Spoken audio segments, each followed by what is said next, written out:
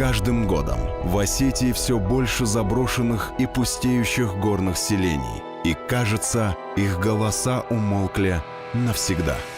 Телеканал «Осетия и Рыштон» представляет уникальный социальный проект «Геомузыка». Лучшие исполнители республики поют в поддержку сел с любовью и верой в будущее. ازدان بیکوی توانو اما ونزارن قاق دور قونومه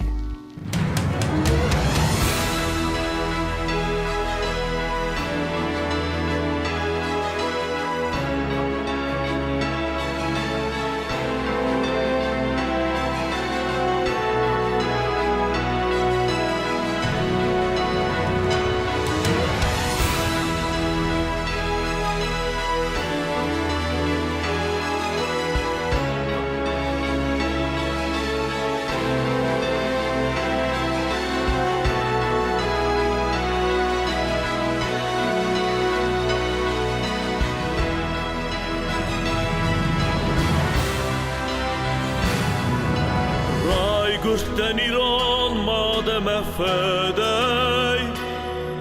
رازردی سیران زخی موت رای زرد راک فدل تکادای وارسن از ایران آدم از خود مخی نفخونن و دایراک دگور چه سایناک وید زون نفخونن مخی تو والله فخونن از مخی ایران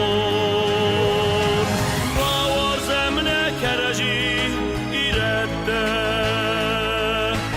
باورزم نتوک امستک ما خسکت دمیو میاک فندیومه ایرستانن وال کمن یمه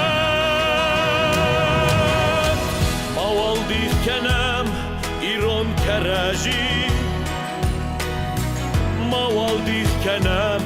ایران نزخ وی نتوجنی کود وی زانس آلان تیگرد نئیر وزک راتم ما کرجی منک گفته بایو کنم ایمیاک نجرد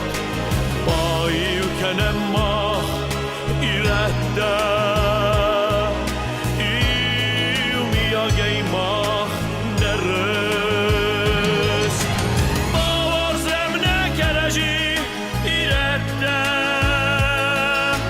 باورزم نتوک مستک ما خسکت دمیو میاک فندیومه ایرستانن وال کمن یمه سخستت دبستین یفنده خوشاونی و سارم مخینم ایومی اگه باخیزم نبسته شمی انوستم ما کنم فسمون آکد وارزنده و مزخم بسته برزان دخد کد در این دردکان